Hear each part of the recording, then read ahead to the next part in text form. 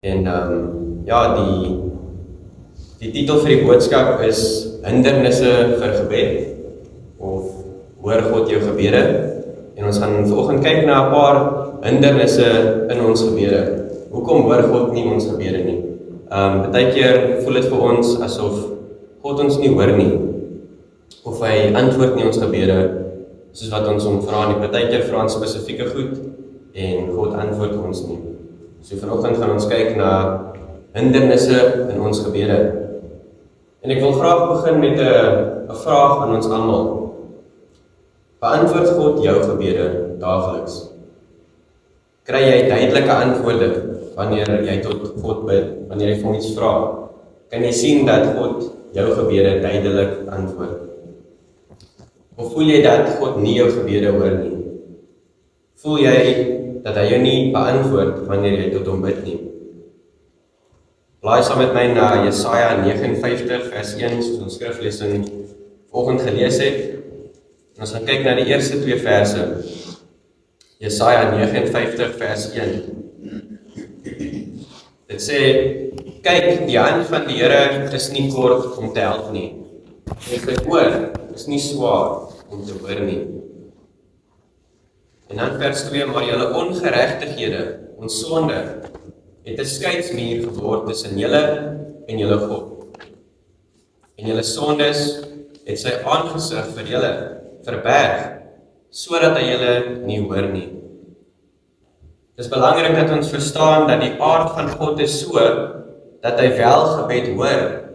Dit is een van sy kenmerke, dat hy wel gebed hoor. Hy is 'n God wat homself daarom verheug om ons gebede te hoor, wanneer sy kinders tot hom bid. Hy is 'n welwillende God, wat homself selfs daarin verheug, om aan sy kinders te gee wat hulle van hom vra. Dis wie God is. Ons moet nie dit miskyk nie, dis 'n kenmerk van God. Soos al sy ander kenmerke, sy liefde, sy genade, sy barmhartigheid, al sy kenmerke, net so is hierdie een van sy kenmerke. Hy is 'n God wat hoor. Hy is 'n God wat antwoord. En soms voel ons asof die Here se hand kort is, of hy hoor ons nie. Maar die Bybel sê vir ons vanoggend in Jesaja 59 vers 1, die Here se hand is nie kort nie. Dis nie asof hy nie kan gee nie. Dis nie asof hy nie kan red of beantwoord nie. Sy ore is nie doof nie. God kan jou gebede hoor en hy wil jou gebede beantwoord. Maar kyk na vers 2. Wat is die hindernis? Maar julle ongeregtighede het 'n skeidsmuur geword tussen julle en julle God. En julle sondes het sy aangesig vir julle verberg, sodat hy julle nie hoor nie. Wanneer ons teen God sondig, as gelowiges, verbreek ons gemeenskap met hom. Ons verloor nie ons redding nie, ons verbreek ons gemeenskap met hom, sodat hy nie ons gebede wil hoor nie. Die skrif sê duidelik vir ons vanoggend wat die rede is. Let op hoe dit sê, hy hoor nie. Dis nie dat hy nie kan hoor nie, hy kies om nie te hoor nie, as gevolg van ons sondes. Onthou die geliefde apostel Johannes het geskryf, 1 Johannes 1 vers 5, en hy sê, en dit is die verkondig wat ons van hom gehoor het, wat ons aan julle nou verkondig, dat God lig is, en geen duisternis is in hom nie. Daar is geen sonde in ons heilige God nie. Vers 6, as ons sê dat ons met hom gemeenskap het, maar ons wandel in die duisternis, dan lieg ons, en ons doen nie die waarheid nie. Vers 7, maar wanneer ons in die lig wandel, soos hy die lig is, dan het ons gemeenskap met mekaar, en met hom, en die bloed van Jesus Christus, sy seun, reinig ons van alle sonde. So net weer eens, wanneer daar sonde in ons lewe is, kan ons nie gemeenskap met God hê nie. In hom, in God, is daar geen duisternis nie. Johannes sê dat as jy dink dat jy met God gemeenskap kan hê, terwyl jy in sonde lewe, dan lieg jy en doen jy nie die waarheid nie. Dis wat die woord van God sê. In God is daar geen duisternis nie. Maar, as ons in die lig wandel, as ons wandel volgens sy woord, en doen wat hy van ons vra, dan het ons gemeenskap met hom.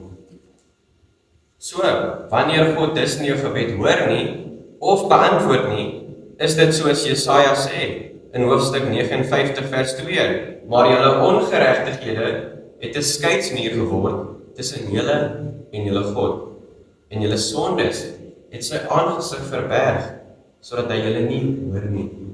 Hy kan hoor, maar as gevolg van sonde, draai hy sy gesig weg. Ons sonde bedroef God so baie, dat dit kan veroorsaak dat ons gebede verhinder word, om beantwoord te word. En dit is wat ons vanoggend in die skrif kan sien. In God se woord kan ons dit sien vanoggend. So wat kan ons hieraan doen? Wat kan ons omtrent dit doen? Ons wil tog hierdie verhouding met die Here hê, waar ons kan weet, ek gaan vir hom iets vra, en hy gaan my beantwoord. Ek wil weet dat ek 'n soet gemeenskap met die Here daagliks kan hê. Ek wil dit graag weet. Ek hoop julle wil dit ook weet. So wat kan ons hieromtrent doen? Wel, ons moet oop en deursigtig wees met God. Ons moet nie wegsteek van God nie, hy sien alles. Hy ken ons harte, hy weet alles van ons. Ons moet oop en deursigtig wees met God. Dawid het in Psalm 139 vers 23 en 24 geskryf, hy sê, deurgrond my God, ken my hart, toets my en ken my onrustige gedagtes. Dawid vra vir die Here, soek my hart, kyk in my hart, wat is binne in my hart, wys vir my, wat binne in my hart is. En kyk of daar by my 'n weg is, wat smart bring, en lei my op die ewige weg. So, ons moet soos Dawid wees, oop en deursigtig met God. Ons moet vir God toelaat vanoggend om ons harte te deursoek. Ons moet vir God nooi, soos Dawid gedoen het, om ons harte vanoggend te deursoek. Om te kyk, om te sien, binne in ons harte, of daar enige sonde is, wat ons nog nie bely het nie. Of daar enige verkeerde weg is binne in my, 'n weg wat smart bring. Om te sien of daar enige sonde in my lewe is, waarvan die Here wil hê, ek moet myself bekeer. Let op hoe Dawid vir God vra om hierdie werk te doen. Hy vra vir God om sy hart te deursoek. Hoekom doen hy dit nie self nie? Hoekom deursoek Dawid nie sy eie hart nie? Jeremia gee vir ons die antwoord. Jeremia 17 vers 9, bedrieglik is die hart, bo alle dinge, ja, verdorwe is dit. Wie kan dit ken? My hart, ons harte, Jeremia sê, dis bedrieglik. Dis vol sonde, dis verdorwe. Wie kan dit ken? Vers 10, ek die Here, deursoek die hart en toets die niere, om aan elkeen te gee volgens sy weë, volgens die vrug van sy handelinge. Dis die Here wat ons harte moet deursoek. Ons moet vir hom vra om ons harte te deursoek, want ons harte is bedrieglik. Met ander woorde, ons lieg vir onsself. Partykeer is ons nie ook met onsself nie, ons dink beter van onsself as wat ons partykeer is. En ons durf nie om sleg te dink van onsself nie. En ons sis maklik ons gewete om te dink dat ons reg is. Ons harte is bedrieglik en daarom sê God, dit is ek, die Here, wat die harte en gedagtes deursoek. So vra vanoggend vir God om jou hart te deursoek, om jou deur sy Heilige Gees te wys wat se sonde in jou lewe is, waarvan jy jouself moet bekeer. Vra vir hom, Here, wys my waar ek mislei is, om te dink dat my sonde aanvaarbaar is. Help my om daardie dinge in my lewe te sien wat onaangenaam is in die oë. Deursoek my hart en kyk of daar enige weg in my is wat smart bring. Kom ons bid en vra vir die Here om ons te help in hierdie boodskap. Here, ons kom na U toe vanoggend met dankbaarheid in ons harte, dat ons kan bymekaar kom om te kyk na U woord en om te hoor dat U vir ons kan leer. Here, ek vra dit vir ons oë sal oopmaak, dat ons sal sien, dat U ons ore sal oopmaak, dat ons sal hoor wat U vir ons te sê het vanoggend, Here. En Here, ons nooi U om binne in ons harte in te kyk vanoggend, om ons te wys wat binne in ons harte is. Here, of daar enige weg binne in ons is, wat smart bring, enige sonde in ons lewe is, waarvan ons nie weet nie, wat ons dalk blind is voor Here. Here, wys vir ons, deur U Heilige Gees, wat U wil hê ons moet verander, sodat ons gebede verhoor kan word, Here. Bid dit in Jesus naam alleen. Amen. Vanoggend gaan ons kyk na 5 spesifieke sondes, waarvan die Bybel sê, dat julle gebede verhinder word, dat ons gebede verhinder word. 5 spesifieke sondes. Nou, daar is natuurlik meer as net 5 sondes wat ons gebede verhinder, maar vanoggend gaan ons net kyk na 5. So, sonde nommer 1, sonde in die huis, sonde in ons huishoudings. Vat julle Bybels na 1 Petrus hoofstuk 3, en ons gaan kyk na vers 1. Vanoggend het ons nie een spesifieke teks waar ons gaan kyk nie, ons gaan oral in die Bybel lees, en ons vingers gaan bietjie oefen. 1 Petrus hoofstuk 3, vers 1. Ons gaan hy vingers bietjie oefen in die Bybel vanoggend. 1 Petrus hoofstuk 3 vers 1, sonde in die huis. Dit sê net so moet julle vroue aan julle eie mans onderdanig wees, sodat as sommige aan die woord ongehoorsaam is, hulle ook deur die wandel van die vrou sonder woorde gewin kan word. Hier is 'n duidelike bevel in die woord van God, dat vroue aan hulle eie mans onderdanig moet wees. Kyk dan na vers 7, 1 Petrus 3 vers 7 in dieselfde hoofstuk. Net so moet julle die manne, verstandig met hulle vrouens saamlewe, en aan die vroulike geslag, as swak kere, en eer bewys.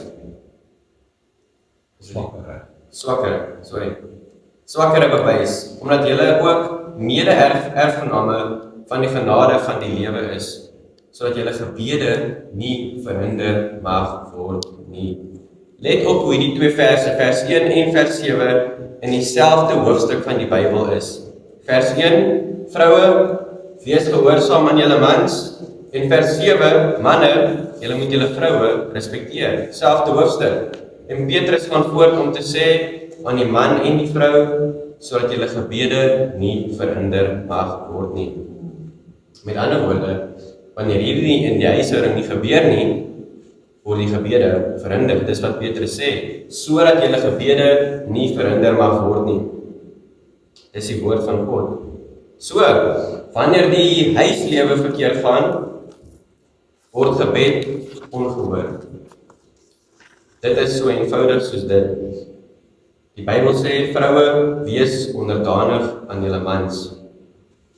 Gehoorsaam hom as die hoof van die huis. Dit is wat die Bybel sê. Dit is 'n belangrike saak vir God. Hoekom is dit 'n belangrike saak vir God? Want die huwelik tussen 'n man en 'n vrou is 'n prentjie, is 'n beeld van Christus wat getroud is aan sy kerk. Daarom behoort die vrou aan haar man gehoorsaam te wees, soos die kerk aan Christus gehoorsaam moet wees. Vroue moet hulle mans gehoorsaam, selfs al is hy 'n ongelowige. Dis wat Petrus sê. Die vrou moet aan haar man in alles gehoorsaam wees, in elke aspek. Die enigste keer wanneer 'n vrou toegelaat word om haar man ongehoorsaam te wees, is wanneer hy vir haar vra om aan God se woord ongehoorsaam te wees. Wanneer die man vir haar vra om iets teen die woord van God te doen. Andersins moet die vrou haar man gehoorsaam. Maar in alles, sê Efesiërs 4, in alles moet die vrou haar man gehoorsaam. George Mueller het 'n storie vertel van 'n ryk Duitser wie se vrou 'n toegewyde gelowige was. Sy was 'n gelowige, die man was 'n ongelowige. Hierdie man was 'n swaar drinker. Hy het laat nagte in die kroeg deurgebring. En die vrou sal dan by die huis agterbly en die bediendes bed toe stuur en sy sal wakker bly tot laat aande en wag vir hom om terug huis toe te kom. Sy het nooit gekla nie. Sy het hom nooit geskel nie. Soms moes sy homself uittrek en hom in die bed sit as hy dronk by die huis aankom. Een aand in die kroeg sê die man vir sy vriende, ek weet as ons na my huis toe gaan, sal my vrou wakker sit en vir my wag. Sy sal na die deur toe kom, ons soos konings verwelkom en selfs vir ons aandete maak as ek vir haar vra.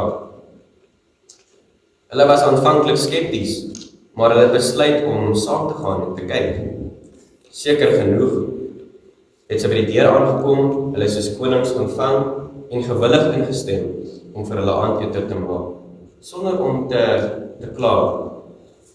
Nadat sy hulle bedien het sy na haar kamer toe gegaan. En sodra sy weg was, een van die man sy vriende vir hom begin veroordeel en vir hom sê, watter soort man is jy om so 'n goeie vrou soos joune te behandel, so ellendig te behandel? Die beskuldiger het opgestaan sonder om sy aandete klaar te maak en uit die huis verlaat. 'n Ander het dieselfde gedoen en nog een, totdat hulle almal vertrek het, sonder om die ete te geniet. Binne 'n halfuur het die man diep oortuig geword van sy goddeloosheid en veral van sy hartelose behandeling van sy vrou. Hy het na sy vrou se kamer gegaan en vir haar gevra om saam met hom te bid. En hy het daardie aand van sy sondes bekeer en sy lewe aan Christus gegee, sy geloof in Jesus geplaas. En van daardie dag af was hy 'n toegewyde disipel van die Here Jesus Christus, gewen sonder 'n woord. Dis wat Petrus vir ons sê vanoggend. As ons kyk na daai eerste vers in 1 Petrus hoofstuk 3. Net vanaand teruggaan na daardie vers. 1 Petrus hoofstuk 3. Net so vroue moet julle aan julle eie mans onderdanig wees, sodat as sommige van hulle ongehoorsaam is, selfs aan die woord, dat hulle ook deur die wandel van hulle vroue sonder woorde gewen word. Dis wat die woord van God sê. Vroue moet aan hulle mans onderdanig wees. Wanneer vroue kies om teen hulle mans in opstand te kom en te rebel, kom hulle in opstand teenoor God. Dis wat die woord sê. En daarom sal hy hulle gebede nie hoor nie. So sê die woord van God. Net so behoort mans ook hulle vroue te respekteer. Mans, julle moet julle vroue lief hê, soos Christus sy kerk liefgehad het en sy lewe vir haar afgelê het. Mans het geen reg om hulle vroue te minag soos 'n vloermat nie. Nou alles, hoe het Christus sy kerk behandel? Hoe behandel Christus sy kerk vandag? Hy het haar lief, hy gee haar genade, hy sorg vir haar, hy lei vir haar. Mans, ons moet in ons rolle optree en ons vrouens lief hê, soos Christus sy kerk lief het. En julle moet julle vroue respekteer en sagmoedig met hulle wees.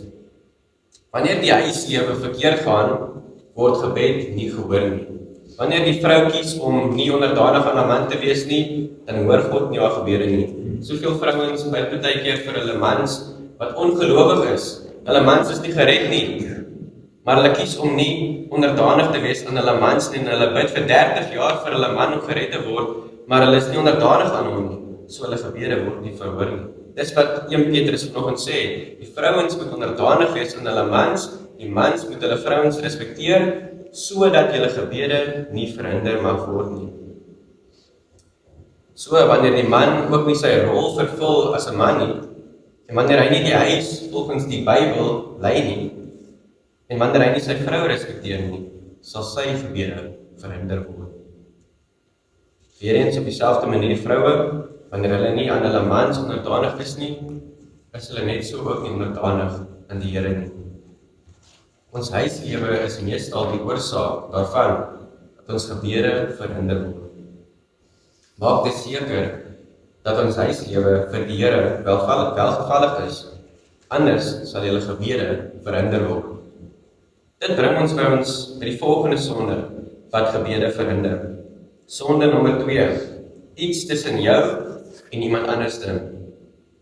Wanneer daar 'n probleem is tussen my en nog iemand anders. Jy kan nie reg wees met God, maar dan is daar iets tussen jou en 'n ander persoon nie. Neem jou Bybel na Matteus 5 vers 23. Matteus 5 vers 23.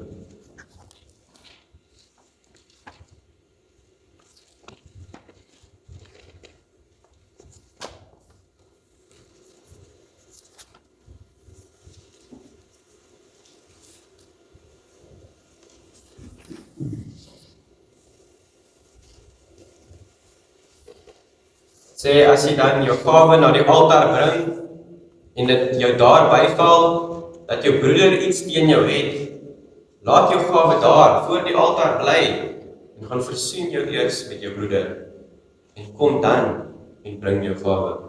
As jy by die altaar kom en jy onthou dat daar iets tussen jou is en 'n broer of 'n vriend of 'n familielid, los jou offergawe net daar en gaan maak jy's reg met daardie broeder en dan bring jou offergawe.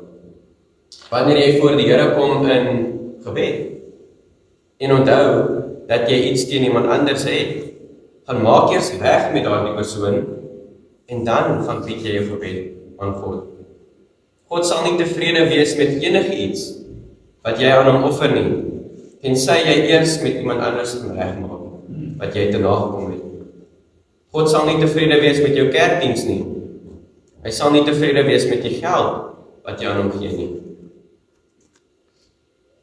En eers gaan regmaak met die broer wat jy te nagekom het. Hy sê as jy jou offergawe bring na die altaar en jy onthou dat daar iets is tussen jou en 'n broer, gaan maak jy's reg, los jou offer net daar en dan kom jy terug en bring jou offer.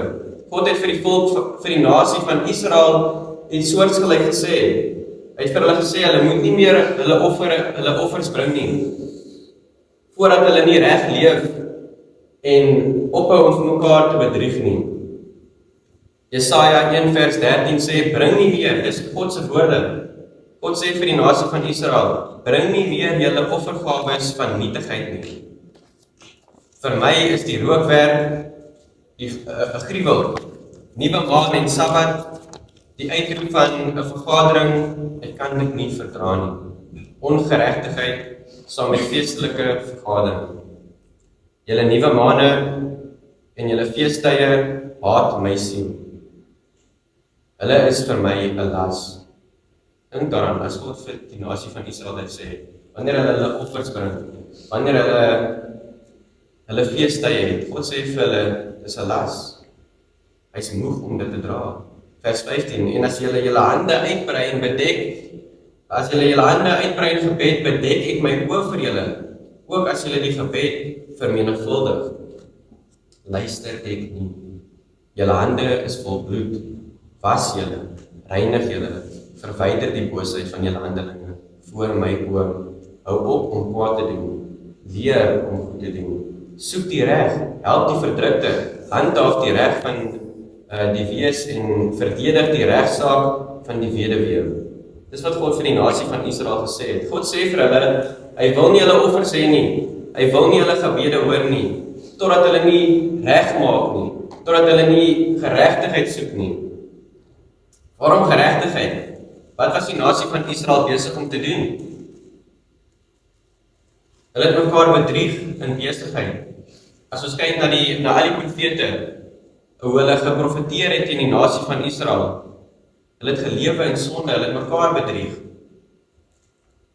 So ons keer terug na Matteus 5 vers 23 en vers 24, hy sê, as jy dan jou gawe na die altaar bring, en dit jou daar byval, dat jou broeder iets teen jou het, laat jou gawe daar voor die altaar bly, en gaan versoen jou eers met jou broeder, kom dan terug en bring jou gawe. As jy aan iemand kan dink wat jy kwaad aangedoen het, wat jy nagekom het, of bedrieg het, miskien skuld jy iemand geld, en jy weier om daardie persoon te gee wat aan hom behoort, dan sê God, maak eers reg met daardie persoon, en kom terug en offer aan my. Romeine 12 vers 18 sê dieselfde ding, hy sê, as dit moontlik is, sover as dit van julle afhang, leef in vrede met alle mense. As daar nie vrede in jou familie is nie, as gevolg van iets wat jy gesê het, nie die ander persoon nie, wat jy gesê het, as jy iemand ten afkom het, miskien het jy harde woorde met jou broer, of met jou suster, of met 'n kind, of met jou moeder, of jou vader gepraat, dan vra daardie persoon om verskoning. Selfs al aanvaar hulle nie jou verskoning nie, ten minste het jy jou kant gebring en verskoning gevra. Ons moet, sover as dit van ons afhang, sover as dit van jou afhang, nie van die ander persoon nie, sover as dit van jou afhang, leef in vrede met alle mense. Ek sal dit weer sê, jy kan nie reg wees met God, maar dan is daar iets tussen jou en 'n ander persoon nie. Wanneer jy iemand verkeerd aangedoen het, maak reg met daardie persoon, en dan sal God jou gebed hoor. Of miskien het jy niemand verkeerd aangedoen nie, maar iemand het jou verkeerd aangedoen en jy wil nie vergewe nie. Die Bybel sê, ons behoort ander te vergewe, soos Christus Jesus ons ook vergewe het. Matteus 16 vers 14, want as julle die mense hulle oortredinge vergewe, sal julle hemelse Vader julle ook vergewe. Vers 14, dis wat vers 14 sê, vers 15, maar as julle die mense hulle oortredinge nie vergewe nie, sal julle Vader julle oortredinge ook nie vergewe nie. Geliefde broers en susters, die Here Jesus Christus het al jou sondes weggewas. Jou sondes van jou verlede, van die hede en die toekoms. As die Here jou sondes vergewe het, hoekom kan ons nie ander mense ook vergewe nie? Om te weier om ander te vergewe, wanneer ons weier om vergifnis te bied aan ander mense, dan kan dit daartoe lei dat ons gebede verhinder word.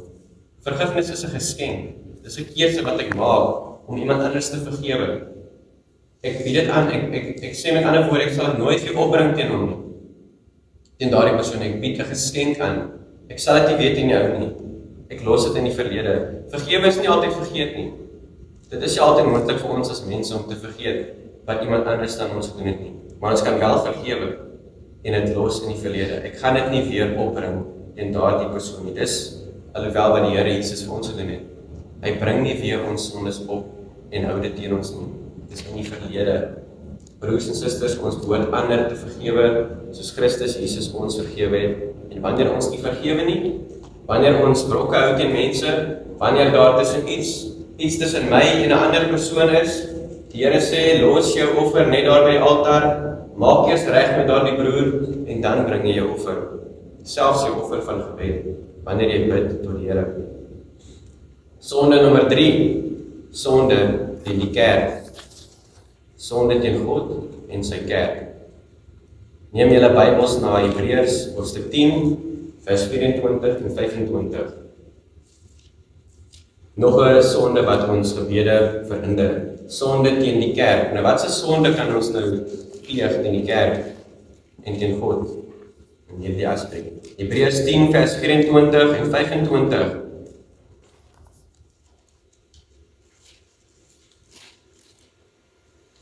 En laat ons op mekaar ag gee om tot liefde en goeie werke aan te spoor. Vers 25, en laat ons onderlinge byeenkoms nie versuim, soos sommige die gewoonte het nie, maar laat ons mekaar vermaan, en dis te meer, naarmate julle die dag sien naderkom. Wat sê Hebreërs 10 vir ons vanoggend? Moenie ons onderlinge byeenkoms versuim nie. Ons kom elke Sondag kerk toe. Hoekom? Om die woord van God te hoor, om te groei in ons geloof en in ons kennis van God se woord, maar ook baie belangrik vir mekaar. Ons kom vir die Here om vir hom te aanbid.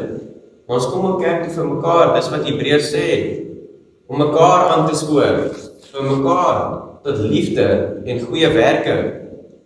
Met ander woorde, ons kom kerk toe om ons liefde aan mekaar te bewys, om dit te beoefen, om dit te demonstreer aan mekaar. Miskien is dit deur om vir iemand wat hier in die kerk deur 'n moeilike tyd gaan 'n drukkie te gee, of om vir hulle te bid, om vir hulle aan te moedig met 'n Bybelversie. Ons kom kerk toe om mekaar lief te hê. Hoe doen ons dit? Wel, ook deur goeie werke, om mekaar aan te spoor tot liefde en goeie dade. Dis wat Hebreërs sê. Wat se goeie dade? Wel, is om mekaar te dien. Daar's soveel verskillende maniere om mekaar te dien, net soos om 'n glas water hier voor neer te sit. Die Here sê hy sal dit beloon, om in die dankie vir die dames en die mans wat goeders regmaak in die kombuis, en wat, daar's soveel geleenthede, soveel geleenthede wat ons het, elke Sondag om mekaar te kom dien, en die skrywer van Hebreërs sê ons moet dit raak sien, ons kom kerk om mekaar lief te hê, om mekaar te dien, Vir daardie rede skryf die skrywer van Hebreërs, moenie julle byeenkoms versuim nie, moenie wegbly nie. Ons moet onsself bekeer daarvan om weg te bly van die kerk om met vakansie te gaan. As ons om enige ander rede van die kerk wegbly as siekte, dan sondig ons teen God en teen mekaar. Dis wat die woord van God sê, moenie ons byeenkoms versuim nie. Ons sondig teen God, eerstens, want hy het hierdie opdrag gegee, nie ek nie. God het hierdie opdrag gegee, dat ons nie ons byeenkoms moet versuim nie. So ons sondig eerstens teen God wanneer ons wegbly, vir geen rede. Ons sondig teen mekaar. Tweedens, wanneer ons in die kerk kom nie. Hoe sondig ons teen mekaar? Want as ek wegbly en ek bly by die huis, of ek is ergens anders, hoe gaan ek ander gelowiges aanspoor van die huis af tot liefde en goeie werke? Hoe gaan ek my gemeente, my kerk aanspoor tot liefde en goeie werke wanneer ek nie by die kerk is nie? Wanneer ek doelbewus wegbly. Moenie die onderlinge byeenkoms van julle versuim, so sommige die gewoonte het nie. As ons nie Sondag kerk toe kom nie, met enige ander rede as siekte, dan sondig ons teen God en teen die mense van hierdie kerk. En daarom blokkeer jy jou gebede. Laat ons dan daardie sonde bekeer en terugkeer na 'n konsekwente gemeenskap met God en met mekaar, soos wat God vir ons beveel het. Ons moenie wegbly nie. Dan sonde nommer 4, om die evangelie nie te deel nie. Dis nog 'n sonde wat ons gebede kan verhinder, wanneer ons nie die evangelie deel met ander mense nie. Kom ons neem ons Bybels na Matteus 28 vers 19 tot 20.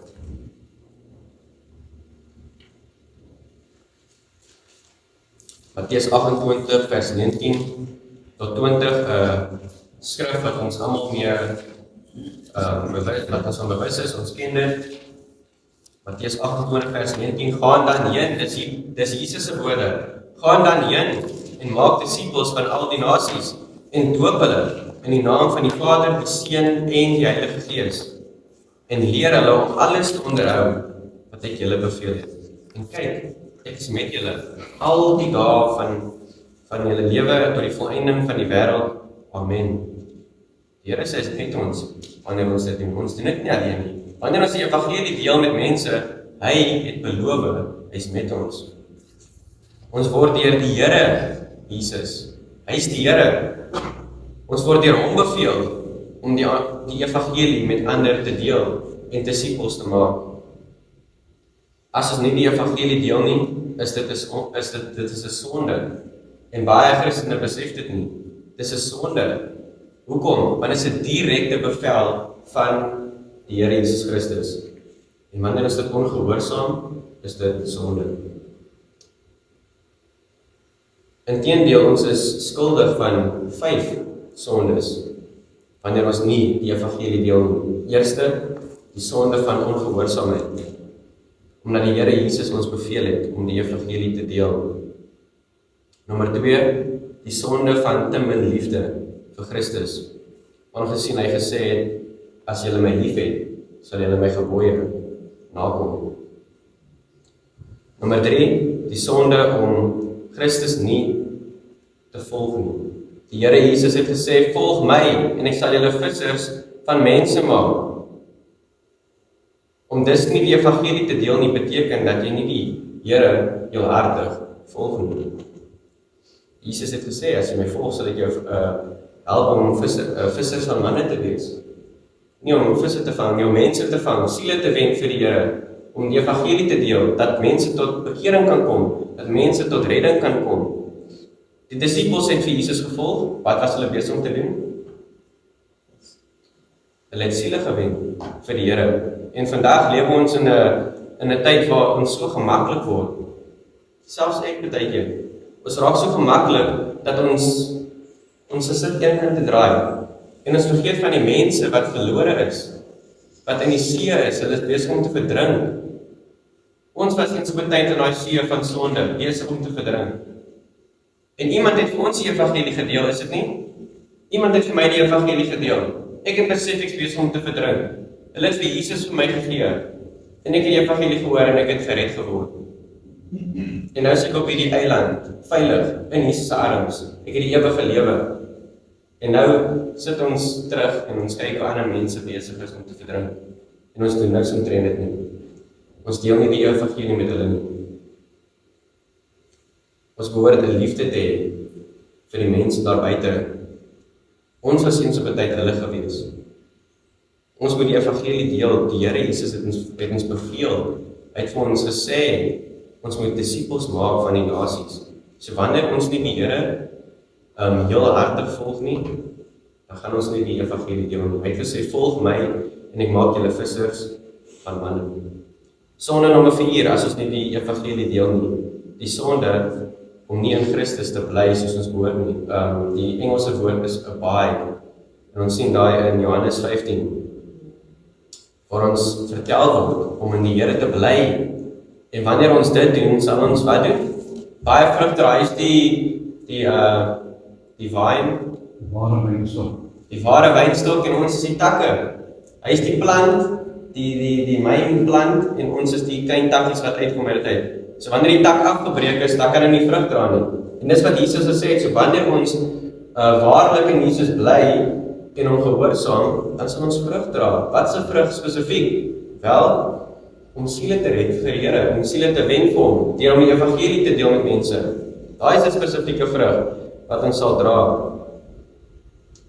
En dan nommer 5, wanneer ons nie die evangelie deel nie, is ons skuldig aan oneerlikheid in 'n heilige toevertroude saak. In Matteus 25 lees ons van 'n meester wat 3 diensknegte gehad het. Julle almal ken hierdie storie van Jesus, die 3 diensknegte, en hy het aan elkeen 'n sekere hoeveelheid talente gegee. Ek neem aan dit was 'n geld muntstuk geweest daai tyd. Vir die een het hy gegee 5 talente, 5 muntstukke.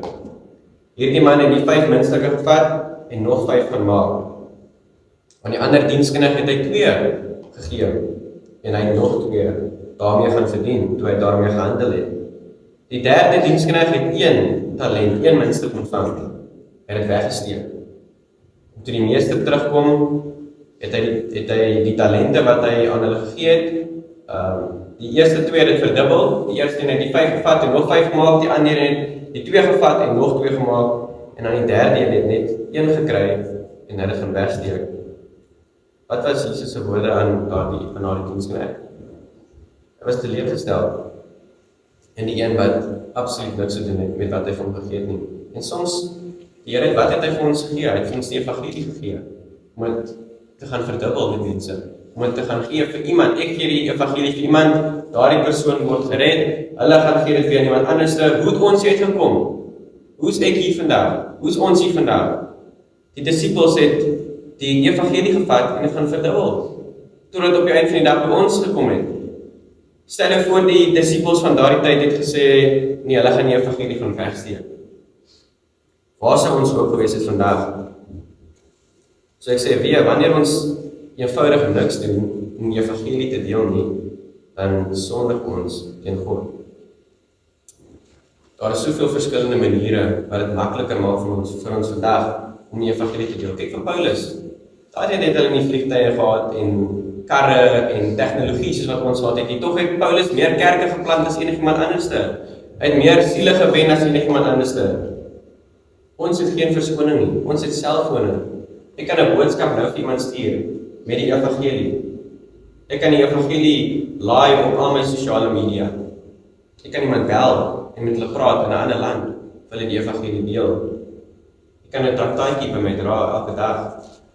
En ek kan dit selfs vir die persoon gee as ek betaal vir my goed by die winkel. Ek hoef niks te sê nie. Ek kan net vir hulle die traktaatjie gee en bid dat die Here vir hulle sal help om te lees. En miskien kan hulle gered word deur 'n traktaatjie. Dit is soveel makliker in vandag se tyd om net die evangelie met iemand te deel. Maar wanneer ons dit nie doen nie, ons sondig teen God. Jesus het gesê, gaan dan heen en maak disippels van die nasie. Dis 'n bevel. Dis nie 'n voorstelling nie, dis 'n bevel. Dan kom ons by sonde nommer 5, die laaste sonde wat ons gebede verhinder. En dit som basies alles op. Dis om in sonde te lewe. Wanneer ek net oorgee, ek lewe in my sonde en ek bekeer my nie daarvan nie. Kom ons neem ons Bybels na Psalm 66 toe. Psalm 66 vers 18.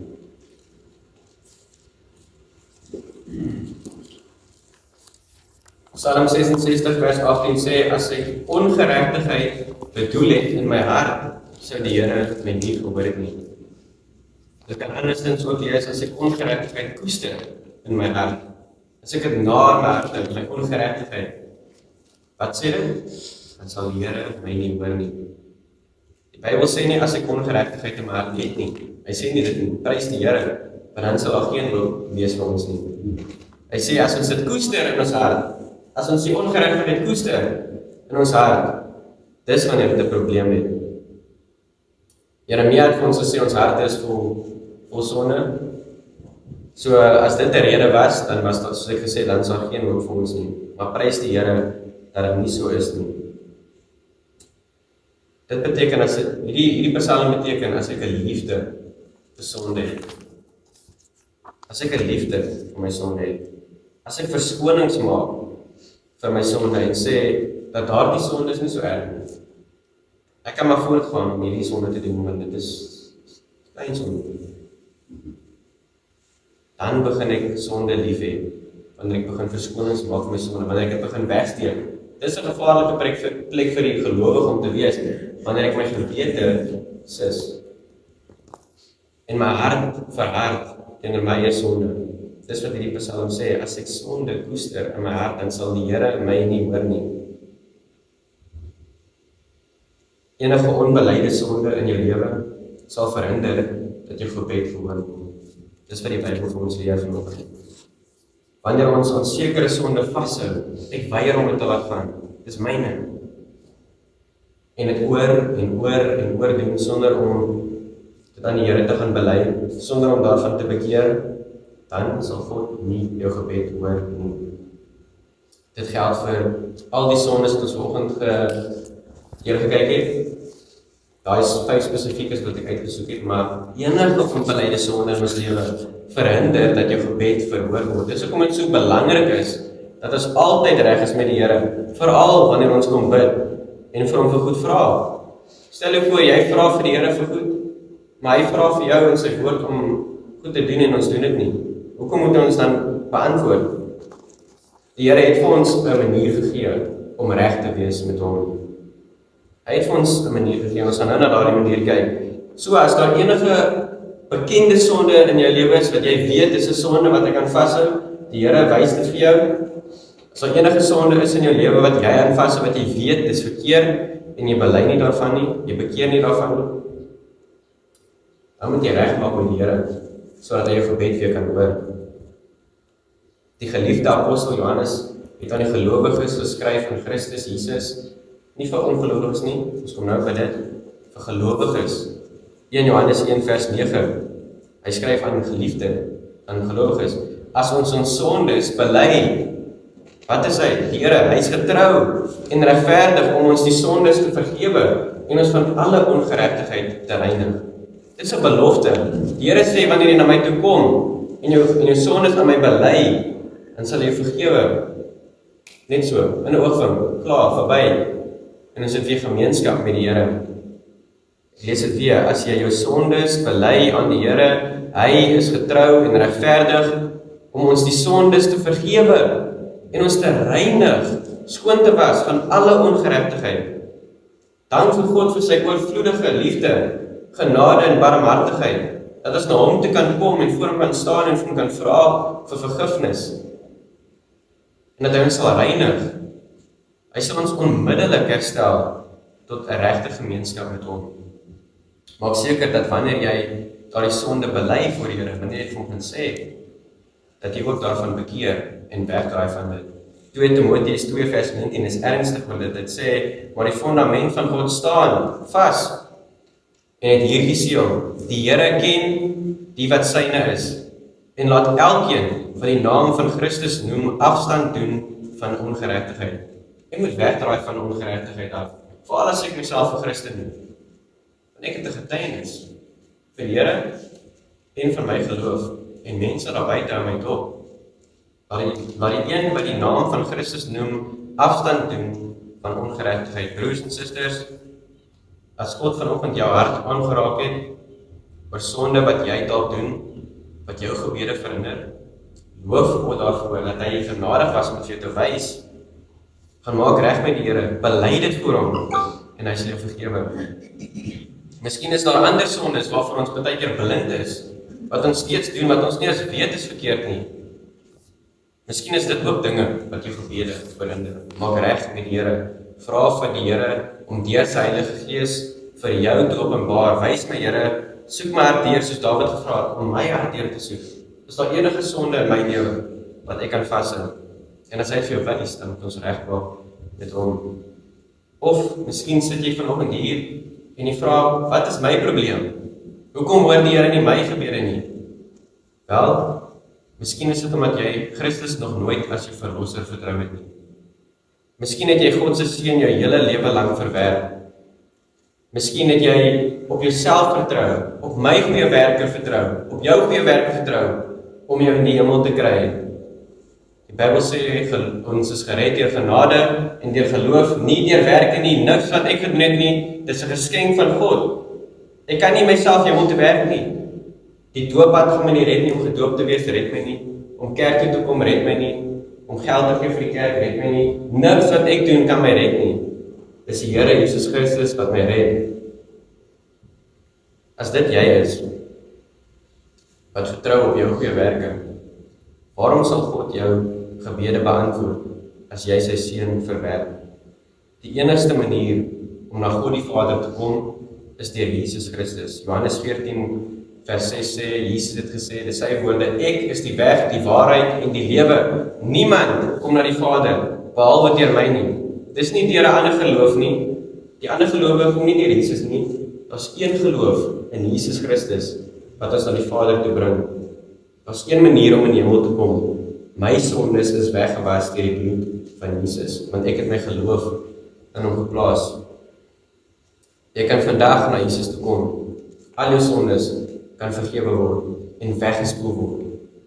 As jy net glo, as niks wat jy hoef te doen, niks werk nie, net glo dat hy vir jou aan die kruis gesterf het, dat hy vir jou begrawe is en dat hy op die 3de dag opgestaan het om vir jou van jou sondes te vergewe.